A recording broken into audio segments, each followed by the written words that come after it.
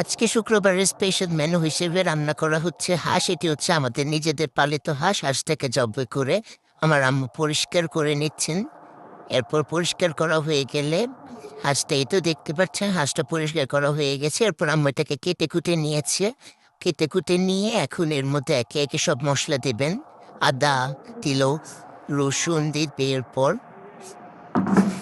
রসুন দিয়ে দিল, এভাবে একে একে বাকি মশলাগুলো দিয়ে দিবে। এখন পরিমাণ মতন আদা রসুন দিয়ে এখন পরিমাণ মতন লবণ দিয়ে দিয়েছে। লবণ দেওয়া হয়ে গেলে এরপরে হচ্ছে আমরা এখানে দেব জিরার গুঁড়া।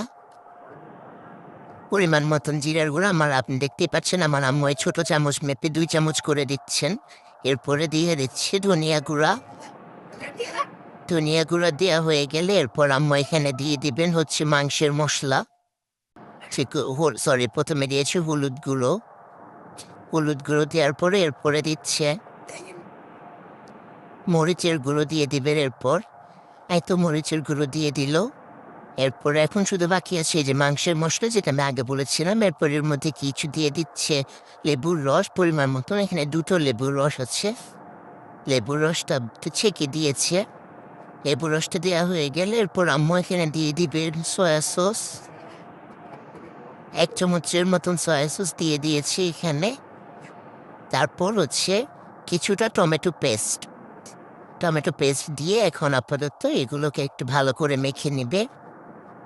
একটু মেখে আমরা আগে রান্না করার আগে মাংসটাকে ভালো করে ম্যারিনেট করে নিচ্ছি। ম্যারিনেট করে এটাকে আমরা রেস্টে রাখবো। তবে এখানে আরও কিছু উপাদান দেওয়া বাকি আছে, যেহেতু আমাদের আজকে হাঁসটা একটু স্পেশালভাবে রান্না করা হচ্ছে নারকেল দিয়ে। তো এখানে দিয়ে দিচ্ছি কোকোনাট মিল্ক। কোকোনাট মিল্কটা ভালো মতন দিয়ে এরপর আম্মা আবার এটাকে ভালো করে মেখে নেবে।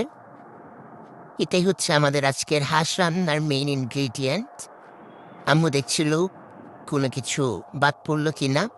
তারপর ভালো করে মাখিয়ে নিচ্ছে। এরপর মাখানো হয়ে গেলে এর মধ্যে দিয়ে দিবে কিছুটা অল্প পরিমাণের দুধ। যেহেতু আমাদের হচ্ছে টক দই ছিল না, এই জন্য আমরা লেবু আর দুধটা এখানে ইউজ করেছি। যাদের টক দই থাকবে তারা চাইলে এটাতে টক দইও ইউজ করতে পারেন। সেক্ষেত্রে টক দই নেই, এই জন্য আমরা অল্প পরিমাণে দুধ ব্যবহার করেছি। পরে আবার একটু মাখিয়ে দিবেন। মাখিয়ে দিয়ে এরপরে দিবেন আসল উপাদান, সেটা হচ্ছে নারকেল বাটা। তো নারকেল বাটা দেওয়ার আগে হচ্ছে আম্মু একটু সরিষার তেল দিয়ে নিচ্ছে এখানে পরিমাণ মতন। অত বেশি দিতে হবে না, যেহেতু নারকেল থেকেও কিছুটা তেল বের হয়। এই জন্য এখানে অল্প পরিমাণে সরিষার তেল দিয়ে দিয়েছে। সরিষার তেলটা দিয়ে আবার একটু মাখিয়ে